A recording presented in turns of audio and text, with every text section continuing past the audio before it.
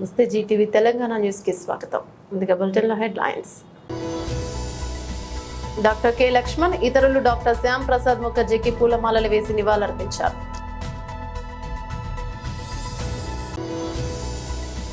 త్రిపురలో హెచ్ఐవి కలకలం, 47 మంది విద్యార్థుల మృతి.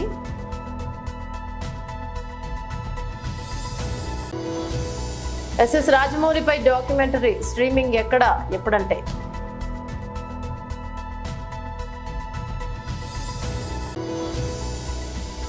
మా అబ్బాయి చేసిన విల్లా ప్రాజెక్టులో వైఎస్ జగన్ గారి ఇల్లు ఒక భాగం. ఘట్టమనేని ఆది శేషగిరిరావు.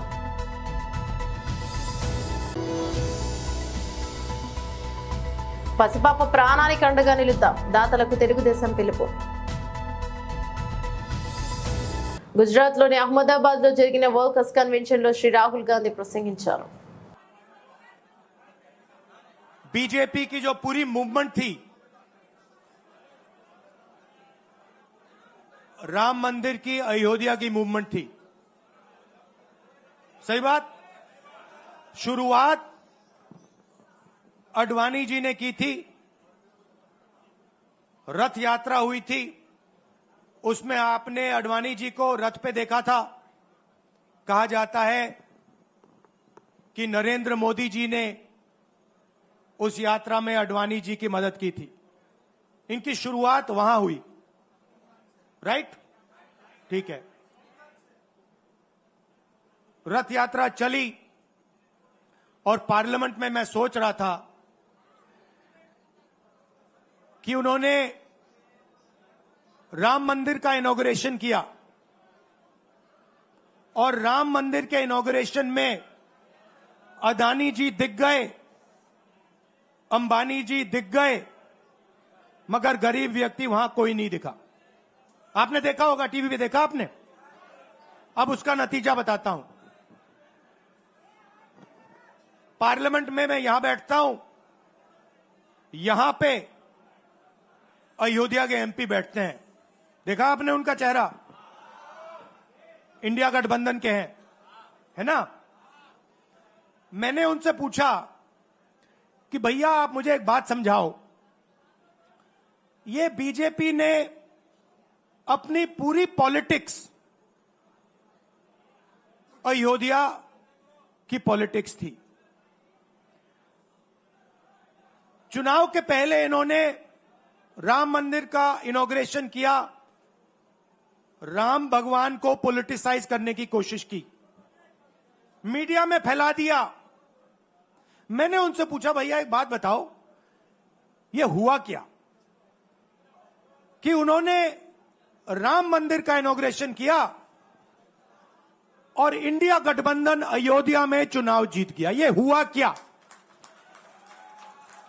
और मुझे जवाब उन्होंने दिया, मैं ये जवाब आपको देना चाहता हूं.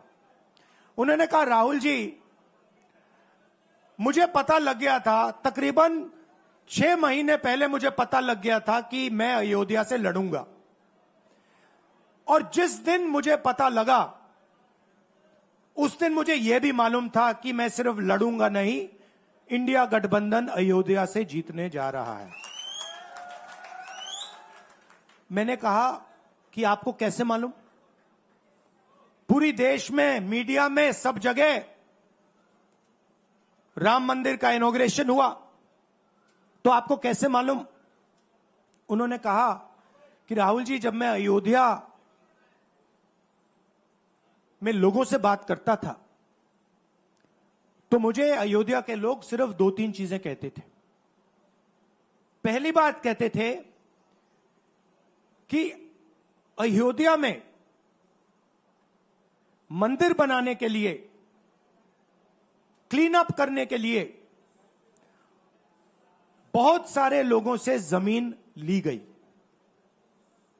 बहुत सारे लोगों की दुकानें, घर तोड़े गए, और आज तक जिन लोगों के घर छीने गए, तोड़े गए, दुकानें तोड़ी गई, आज तक उनको नरेंद्र मोदी जी ने कॉम्पनसेशन नहीं दिया. पहली बात. जहां भी वो जाता था लोग उनसे कहते थे हमारी जमीन छीनी गई, सरकार ने हमें मुआवजा नहीं दिया.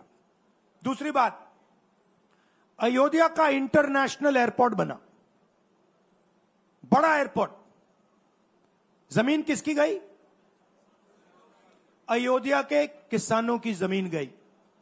आज तक उनको सही मुआवजा नहीं मिला। और तीसरी बात इन्होंने बताई मुझे, तीसरी बात राहुल जी, अयोध्या की जनता को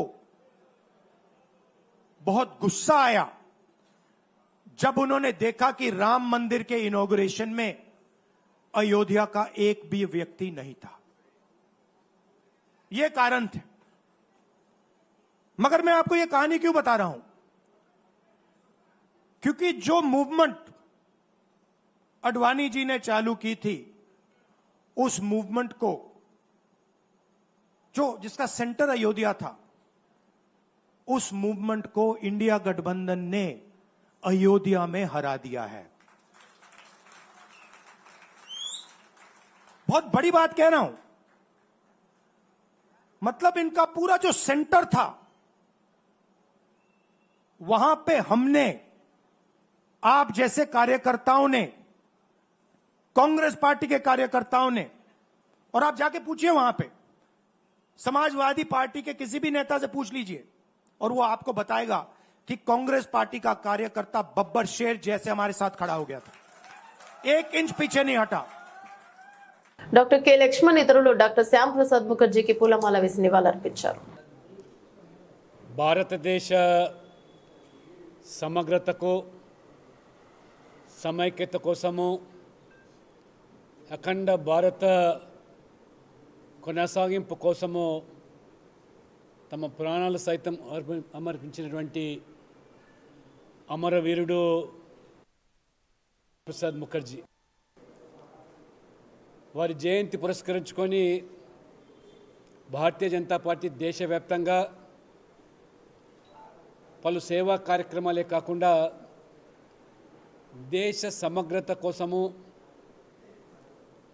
అఖండ భారత నిర్మాణానికి దోహదపడ్డటువంటి మహనీయుల యొక్క వారి జీవిత చరిత్రను స్మరించుకొని భావితరాలకు, నేటి తరానికి ఒక స్ఫూర్తినిచ్చే విధంగా, ప్రేరణ కల్పించే విధంగా భారతీయ జనతా పార్టీ పలు కార్యక్రమాలను నిర్వహిస్తూ డాక్టర్ శ్యామప్రసాద్ ముఖర్జీ చిన్న వయసులోనే పశ్చిమ బెంగాల్లో విశ్వవిద్యాలయంలో వైస్ ఛాన్సలర్గా, ఆ తర్వాత ఎమ్మెల్సీగా, శాసనసభ్యునిగా ఎన్నికైనటువంటి డాక్టర్ శ్యామప్రసాద్ ముఖర్జీ స్వాతంత్ర ఉద్యమ సందర్భంగా, స్వాతంత్ర ఏర్పడే సందర్భంలో కూడా ఏదైతే భారత్ విభజనకు మత ప్రాతిపదికన ఏదైతే ఆ రోజు కాంగ్రెస్ పార్టీ, నెహ్రూ గారు తీసుకున్నటువంటి విధానం అయితే కానీ, ఆ అఖండ భారత్ ఖండితంగా మారుతున్న సందర్భంలో పశ్చిమ బెంగాల్ పూర్తిగా తూర్పు పాకిస్తాన్లో కలపాలనేటువంటి ప్రయత్నాలు జరుగుతున్న సందర్భంగా డాక్టర్ శ్యామప్రసాద్ ముఖర్జీ పశ్చిమ బెంగాల్ ఆ భాగాన్ని భారతదేశంలో విలీనం చేసేదానికి చేసిన కృషి, తద్వారా ఇవాళ బెంగాల్లో ఉన్నటువంటి హిందువులు డాక్టర్ శ్యామప్రసాద్ ముఖర్జీ యొక్క చొరవ వల్లనే భారతదేశంలో ఇవాళ సురక్షితంగా జీవించగలుగుతున్నటువంటి విషయాన్ని, ఇది ఒక చరిత్ర. ఆనాడు పూర్తిగా పశ్చిమ బెంగాల్ తూర్పు పాకిస్తాన్లో కలిసే ప్రయత్నాలు జరిగినప్పుడు ఏ రకంగా ఆ రోజు ఎదురొడ్డి నిలబడ్డారు.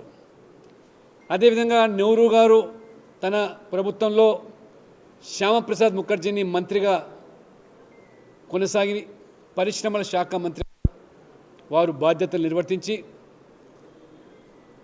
ఆ తదనంతరము నెహ్రూ గారు 370 ఆర్టికల్ ద్వారా జమ్మూ కాశ్మీర్ను భారతదేశంలో అంతర్భాగమైనప్పటికీ కూడా ప్రత్యేక ప్రతిపత్తి, ఆ రకమైనటువంటి ప్రస్తావనకు విభేదించి తన మంత్రి పదవికి రాజీనామా చేయడమే కాకుండా ఆ రోజు ఏక్ దేశ్ మే దో విధాన్ దో ప్రధాన్ దో నిషాన్ నై చలేగా అనేటువంటి ఉద్యమానికి ఊపిరిపోసి నా దేశంలో ఉన్నటువంటి కాశ్మీర్కు వెళ్ళడానికి ఈ పాస్పోర్ట్ విధానం ఏమిటని చెప్పి ప్రశ్నించి విభేదించి సత్యాగ్రహానికి పూనుకుంటే ఎటువంటి ప్రభుత్వ అనుమతులు లేకుండా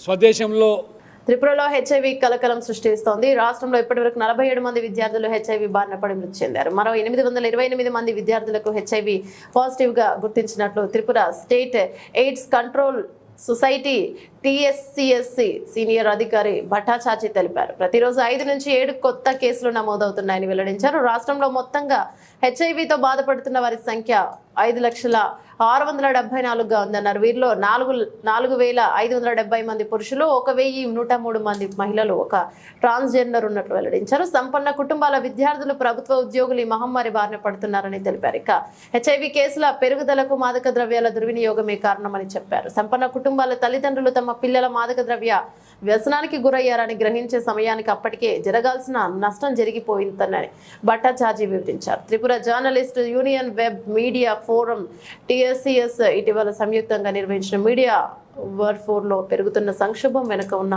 వాస్తవాలను తెరపైకి తెచ్చారు. Tollywood legendary director SS Rajamouli జీవితంపై ప్రముఖ OTT ప్లాట్ఫామ్ నెట్ఫ్లిక్స్ పై డాక్యుమెంటరీ తీసింది. మోడర్న్ మాస్టర్స్ SS రాజమౌళి పేరుతో ఈ డాక్యుమెంటరీ పొందగా దీన్ని ఆగస్టు 2 నుంచి స్ట్రీమింగ్ చేయనున్నట్లు ట్విట్టర్ వేదికగా ప్రకటించింది. ఒక మనిషి, అనేక బ్లాక్ బస్టర్లు, అంతులేని ఆశయం. ఈ లెజెండరీ ఫిల్మ్ మేకర్ ఇలా అత్యున్నత శిఖరాలకు చేరుకోవడానికి అనుసరించింది ఏమిటి?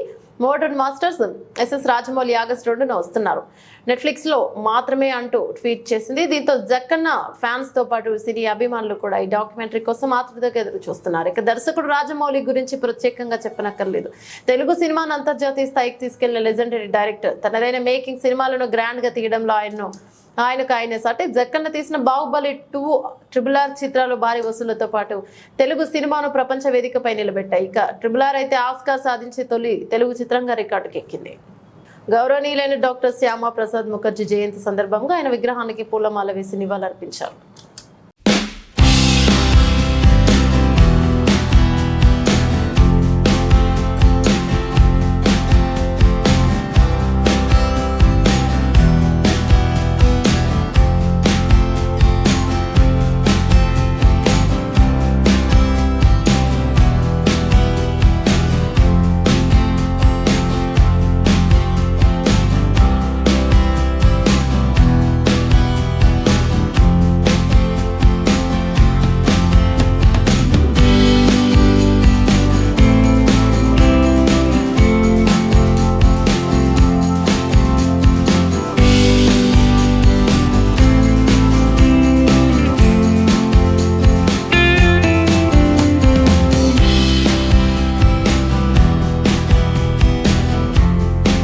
ముద్దులొలుకుతున్న 9 నెలల చిన్నారికి ప్రాణాంతక వ్యాధి అయితే ఒక్క ఇంజెక్షన్ ద్వారా ఆ బిడ్డను బతికించుకోవచ్చు. కానీ వచ్చిన సమస్యలా ఆ ఇంజెక్షన్ ఖరీదు 16 కోట్లు. ఒక మధ్యతరగతి కుటుంబానికి అంత స్తోమత ఉంటుందా? రాజమండ్రిలో ఉంటున్న ప్రీతం గాయత్రి దంపతుల కూతురు హితైష్టి స్పైనల్ మాస్క్యులర్ అటోఫీ అనే అరుదైన వ్యాధితో బాధపడుతోంది. వెంటనే ఆ పాపకు జోల్జెన్స్మా అనే ఇంజెక్షన్ ఇచ్చి చికిత్స చేయకపోతే ప్రాణాలు దక్కడం కష్టం. బిడ్డ పరిస్థితి తెలిసి తల్లడిల్లిన తల్లిదండ్రులు కూతురి ప్రాణాలు దక్కించుకోవడానికి 16 కోట్ల సాయం కోసం దాతలను ప్రాధేయపడుతున్నారు. అందరికీ నమస్కారం. ఈరోజు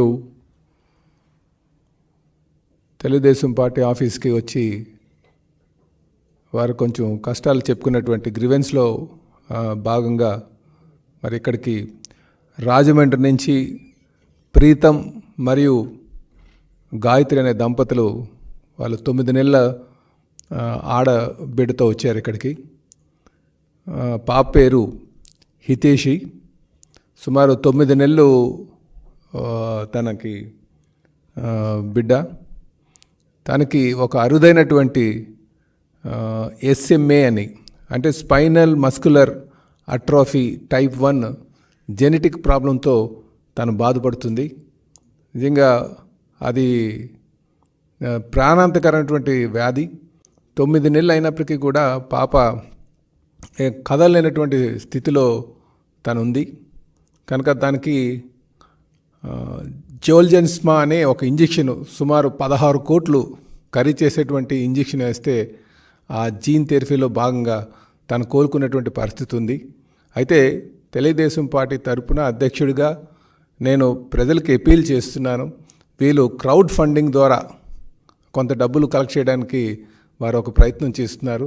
కనుక దాతలు ముఖ్యంగా ఎన్జిఓస్ కావచ్చు, లేకపోతే ఈ కార్పొరేట్ సోషల్ రెస్పాన్సిబిలిటీ కింద కంపెనీస్ కానీ వచ్చి వారికి ధన సహాయం చేయాల్సిందిగా మేము కోరుతున్నాం. అలాగే మా తరపు నుంచి కూడా ప్రభుత్వం తరపు నుంచి కొంత డబ్బులు సర్దడానికి నా ప్రయత్నం చేస్తానని కూడా ఈ సందర్భంగా తెలియజేస్తున్నాను. అయితే దీనికి ఇంపాక్ట్ గురు అని చెప్పేసి ఒక ప్లాట్ఫామ్ ఉంది. దీంట్లో హాస్పిటల్తో లింక్ అయ్యి ఇలాంటి క్రౌడ్ ఫండింగ్ కోసం వినియోగించేటువంటి ఈ ఇంపాక్ట్ గురు అనే సంస్థ ద్వారా వాళ్ళు బ్యాంక్ అకౌంట్ కూడా ఉంది. దాంట్లో డబ్బులు కానీ మీరు డిపాజిట్ చేయగలిగితే నేరుగా హాస్పిటల్కే ఆ డబ్బులు అందుతాయి.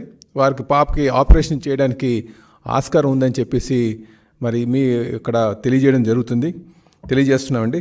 అయితే దీంట్లో www.impactguru.com ఈ వెబ్సైట్కి వెళ్ళి హితేషి అనగానే మీరు ఆ లింక్ మీద మీరు క్లిక్ చేస్తే పాప అకౌంట్ డీటెయిల్స్ వస్తాయి. అది నేరుగా అంటే హాస్పిటల్కి వెళ్ళేటువంటి పరిస్థితి ఉందని చెప్పేసి తెలియజేస్తున్నాను. కనుక మేము మరొకసారి తెలుగుదేశం పార్టీ ఆంధ్రప్రదేశ్ రాష్ట్ర అధ్యక్షుడిగా నేను వీళ్ళ పరిస్థితి చూసి నేను ప్రజలకు అపీల్ చేస్తున్నాను. దాతలు ముందుకు వచ్చి ఆర్థిక సాయం చేసి పిల్లని కాపాడాల్సిందిగా కోరుతున్నాం. నమస్కారం. అందరికీ నమస్కారం అండి. ఈ అవకాశం ఇచ్చిన ప్రెసిడెంట్ గారికి మా కృతజ్ఞతలు అండి. మా పాపకి SME అండి, స్పైనల్ మస్కులర్ అట్రోఫీ టైప్ 1 అని చెప్పారు. పాపకి మజిల్ వీక్నెస్ ఉండడం వల్ల తను కూర్చోలేదు, వాలిపోతూ ఉంటుంది. సో తనకి ఇంజెక్షన్ అనేది ఇవ్వాలి. ఆ ఇంజెక్షన్ కాస్ట్ వచ్చి 16 crores అండి. అది US నోటీస్ కంపెనీ నుంచి ఇంపోర్ట్ చేసుకుని ఇక్కడికి వాళ్ళు చేస్తారండి. సో ఆ ఇంపాక్ట్ గురు అనే వెబ్సైట్ ద్వారా మేము పాపకి ఫండ్ రైజ్ చేసాము. సో దయచేసి అందరూ మా పాపకి ఫైనాన్షియల్ అసిస్టెన్స్ ఇచ్చి ఆర్థిక పరంగా సాయం చేయమని కోరుతూ మా పాపని బతికించుకునే అవకాశం మాకు కల్పించండి. అందరికీ నమస్కారం అండి. ముందుగా ఈ అవకాశం ఇచ్చిన తెలుగుదేశం పార్టీ ప్రెసిడెంట్ గారికి ప్రత్యేక ధన్యవాదాలు. అందరూ ముందుకు వచ్చి తమ వంతు సహాయాన్ని చేసి మా పాపని బ్రతికించుకునే అవకాశాన్ని మాకు కల్పించమని కోరుకుంటున్నాం. నిరుద్యోగ భృతి జాబ్ క్యాలెండర్ వేయడం లేదని బీఆర్ఎస్పీ పిలుపు మేరకు చిన్న GTPSC ముట్టడికి వెళ్లిన బీఆర్ఎస్ నాయకుల అక్రమ అరెస్టుకు నిరసనగా యాదాద్రి భువనగిరి జిల్లా చౌటుప్పల్ మున్సిపల్ కేంద్రంలో జాతీయ రహదారిపై సీఎం రేవంత్ రెడ్డి దిష్టిబొమ్మ దగ్ధం చేసిన బీఆర్ఎస్ నాయకులు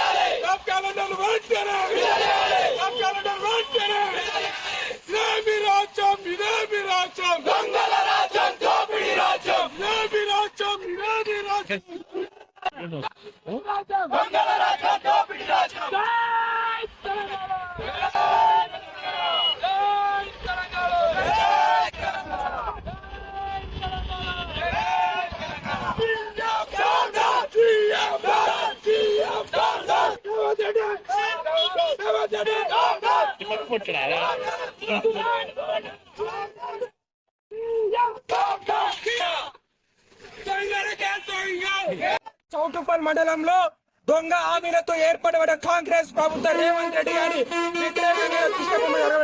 6 గ్యారెంటీలలో నువ్వు జాబ్ క్యాలెండర్ కూడా కీలక పాత్ర పోషిస్తాను నువ్వు చెప్పినావు. జాబ్ క్యాలెండర్ కూడా తక్షణమే నువ్వు నిర్వహణ చేయాలి. చేయకపోతే నీ మెడలు వంచడంలో కీలక పాత్ర పోషిస్తుంది బీఆర్ఎస్ విద్యా సంస్థ. మోసం చేసి ప్రజల దొంగ హామీలు ఇచ్చి ఈరోజు సీఎం పీఠ మీద కూర్చున్న రేవంత్ రెడ్డి గారికి వ్యతిరేకంగా చౌటుప్పల్ మండల టీఆర్ఎస్ పార్టీ బీఆర్ఎస్ పార్టీ విద్యా సంస్థ తరఫున ఈరోజు మేము ధర్నా కార్యక్రమం ఏర్పాటు చేసి దిష్టిబొమ్మ చేయడం జరిగింది. ఈరోజు మేము తెలంగాణ ఏర్పాటులో కీలక పాత్ర పోషిస్తున్నటువంటి విద్యార్థులను మోసం చేసుకుంటాం. మోసం చేసుకుంటా పింఛన్లు ఇస్తాను చెప్పి పింఛన్లు ఆపడం, రైతుల కడుపు కోటలు కొడుతున్న రేవంత్ రెడ్డి గారికి వ్యతిరేకంగా ఈరోజు కార్యక్రమం చేయడం జరిగింది. బిడ్డ రేవంత్ రెడ్డి గారు ఏ హామీలు ఇచ్చినామో హామీలు నెరవేరకపోతే నేను మెడలు వంచే సిద్ధాంతం ఇంకా ముందుకు పోవాల్సి వస్తుంది. 14 ఏళ్ళు సుల్తంగా పోరాటం చేసి ఢిల్లీ కాంగ్రెస్ ప్రభుత్వాన్ని, రాష్ట్ర కాంగ్రెస్ ప్రభుత్వాన్ని మెడలు వంచి ఇట్లయితే తెలంగాణ సాధించడము, అదే విధంగా కేసీఆర్ నాయకత్వంలో, కేటీఆర్ నాయకత్వంలో ముందుకు పోయి మా విద్యార్థులకే కావచ్చు, రైతులకే కావచ్చు, నిరుద్యోగులకే కావచ్చు న్యాయం చేసుకునే విధంగా బీఆర్ఎస్ పార్టీ విద్యా సంస్థ కీలక పాత్ర వస్తుందని చెప్పి డీటెయిల్స్ చూస్తే మా అబ్బాయి చేసిన విల్లా ప్రాజెక్ట్ లో వైఎస్ జగన్ ఇల్లు ఒక భాగం. అప్పటి మార్కెట్ రేటు ప్రకారం ఈ స్థలం కొనుగోలు చేసి ఇల్లు ఆఫీస్ నిర్మాణానికైన బిల్లును మాకు వైఎస్ జగన్ చెల్లించారు. బలవంతంగా ఇల్లు రాయించుకున్నాడు అనేది సోషల్ మీడియా ప్రచారమే తప్ప నిజం కాదు అనేది ఘట్టమనేని ఆదిశేషగిరిరావు. ఇది కమ్మ సామాజిక వర్గం యొక్క ఆర్థిక మూలాలు దెబ్బతీసే క్రమంలో ఆదిశేషగిరిరావు గారి బిల్డింగ్ కూడా ఆయన రాయించేసుకున్నారు అనేది ఒక ప్రచారం మంగళగిరిలో. ఏంటి సోషల్ మీడియా ప్రచారం తప్ప అంతేనా? మా అబ్బాయి చేసిన ప్రాజెక్టులో విల్లా ప్రాజెక్ట్, అది విల్లా ప్రాజెక్టులో ఒక ప్లాట్, ఆయన ఇల్లు కానీ ఆయన ఆఫీస్ కానీ మామూలుగా మార్కెట్ రేట్ ప్రకారమే కొన్నాడు. అన్ని కన్స్ట్రక్షన్ చేసిన బిల్స్ అన్ని ఇచ్చాడు. అది కరెక్ట్ కాదంటారా? కదా ఇప్పుడు ఉండే ఇల్లే అసలు మీరే కట్టించుకున్నారు, ఆయన దూరాడు అనేది కదా. కరెక్ట్ కాదు. ఆయన కావాలని నేనే ప్లాన్ చేసి పెట్టాను. ప్లాన్ చేసింది నేనే, ఇల్లు ఎలా ఉండాలి, ఆఫీస్ ఎలా ఉండాలి అంటే ఆయన కోసమే మొత్తం ప్లాన్ చేసి పెట్టారా మీరు? ముందు ఎలక్షన్ ముందు 19 ముందు. అవును, 19 ముందే కదా అది జరిగింది. అది సైట్ కూడా చూడలే. ఒక సైట్ కొనిపించింది కానీ కట్టింది కానీ డిజైన్స్ చూసాడు తప్ప కన్స్ట్రక్షన్ అప్పుడు కూడా రాలే. గృహప్రవేశానికే వచ్చాడు అంతే. మొత్తం మీరు కట్టారు, మీరు కట్టించి గృహప్రవేశానికి ఇచ్చారు. అన్ని వాస్తు ప్రకారం కట్టినవి అన్ని. సో ఇలాంటి దాంట్లో ఏమీ లేదంటారు. అది అంత ఉట్టిటి ప్రచారమే. మెదక్ జిల్లా చిన్నశంకరంపేట మండలం ఉమ్మడి ఆంధ్రప్రదేశ్ రాష్ట్రంలో తెలంగాణ రాష్ట్రాల వ్యాప్తంగా కాంగ్రెస్, టీడీపీ, టీఆర్ఎస్ భూమి లేని ఎస్సీ, ఎస్టీ, బీసీ, మైనార్టీలకు కులాలకు అతీతంగా ప్రభుత్వ పథకాల కింద పేదలకు భూములు పంపిణీ చేశారు. భూములతో పాటు సరైన నీటి వసతులు లేక భూములు పడావుగా ఉన్నవి. నీటి వసతులు కల్పించి సాగులోకి తీసుకురావాలన్న సైడ్ భూములు పోరాట సమితి రాష్ట్ర కన్వీనర్ మాసాయిపేట శివాజ్ ముత్యాల సంయుక్తంగా ప్రభుత్వాన్ని డిమాండ్ చేశారు. ఉమ్మడి మెదక్ జిల్లాలో వివిధ మండలాలతో పాటు మాసాయిపేట, వెల్దుర్తి, శంకరంపేట, రామయ్యంపేట, నిజాంపేట, శివంపేట మండలాలలో ప్రభుత్వం చేసిన భూములను రియల్ ఎస్టేట్ వ్యాపారులు లీజులు, అద్దెలు, కరువుల పేరుతో సాగులోకి తెస్తామని మాయ మాటలు చెప్పి రైతుల అనుమతి లేకుండా తెలంగాణ ప్రభుత్వం ఇచ్చిన వెసులుబాటును సాదా బైనామా పేరు మీద రియల్ ఎస్టేట్ వ్యాపారాలు, రెవెన్యూ అధికారులు కుమ్మక్కై అసైన్డ్ భూములను దొంగచాటుగా మారుస్తున్నారన్నారు. ఇవాళ ఇందిరమ్మ కాలం నుండి దళిత నిరుపేదలకు, ఎస్సీ, ఎస్టీ, బీసీలకు ఇచ్చినటువంటి పేదలైనటువంటి భూములకు ఇవాళ పరిరక్షణ లేకుండా పోయింది. ఇలా ఇందిరమ్మ కాలం నుంచి సాగు చేసుకుంటున్న భూములపైన రియల్ ఎస్టేట్ వ్యాపారులు కుమ్మక్కై, రియల్ ఎస్టేట్ వ్యాపారులు, రెవెన్యూ అధికారులు కుమ్మక్కై ఇలా పేద రైతులను ఏదో విధంగా వాళ్ళ అలసటను వాళ్ళకు ఉన్నటువంటి వెసులుబాటుతనాన్ని చూసుకొని వాళ్ళకు ఎంతో కొంత చేతి పెట్టి రైన్ కింద వాళ్ళకు ఎంతో కొంత డబ్బు ఎరచూపి ఇలా మొత్తం భూములు లాక్కున్నటువంటి పరిస్థితి ఇలా శంకరంపేట మండలం సురారం గ్రామంలో మేము వెలుగులోకి రావడం జరిగింది. ఇలా భూములు పరిశీలించిన తర్వాత ఇలా కరీంనగర్ నుంచి వచ్చినటువంటి వలసవాది ఇలా సంపత్రావు ఆధ్వర్యంలో కొన్నటువంటి లీజుకు తీసుకున్నటువంటి భూములను వీళ్ళకు తెలియకుండానే రైతుల పేరు నుంచి మళ్ళీ పట్టా మార్పిడి కూడా తెలంగాణ ప్రభుత్వం వచ్చిన తర్వాత రైతులకు వెసులుబాటు సాదా బైనామాలతోని వెసులుబాటు కలిగించినందుకు ఆ రూపంలో వీళ్ళ పేర్ల మీద లేకుండానే మార్చినట్టుగా సమాచారం ఉంది. కానీ దాన్ని మేము ఆర్టీఐ తరఫున ఆర్టీఐ సమాచార హక్కు చట్టం ప్రకారం మేము ఆర్టీఐ పెట్టాం. చిన్నశంకరంపేట మండలంలో పెట్టాం. మొత్తం దాని సమాచారం సేకరించి దీనికి బాధ్యులైన మీద కఠిన చర్యలు తీసుకొని రెవెన్యూ అధికారుల నిర్లక్ష్యం విడనాడి ఇలా రైతుల పక్షాలు నిలబడి రైతులకు భూములు దక్కేంత వరకు కూడా ఈ అసైన్ భూముల హక్కుల పోరాట సమితి పోరాటం చేస్తుంది, వాళ్ళకి అండగా ఉంటుందని తెలియజేస్తూ ఉన్నాం. బులెటిన్ ముగించే ముందు హెడ్లైన్స్ మరోసారి. డాక్టర్ కె లక్ష్మణ్ ఇతరులు డాక్టర్ శ్యామ్ ప్రసాద్ ముఖర్జీకి పూలమాలలు వేసి నివాళులర్పించారు.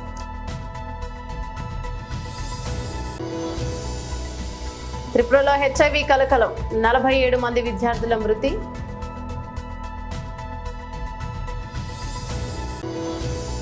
ఎస్ఎస్ రాజమౌళిపై డాక్యుమెంటరీ స్ట్రీమింగ్ ఎక్కడ ఎప్పుడంటే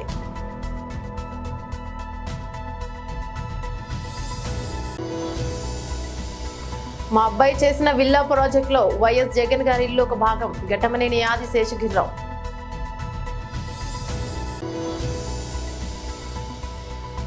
పసిపాప ప్రాణానికి అండగా నిలుద్దాం, దాతలకు తెలుగుదేశం పిలుపు. ఇవి బులెటిన్ అప్డేట్స్. మరో బులెటిన్లో మళ్ళీ కలుసుకుందాం. అంతవరకు సెలవు. నమస్తే.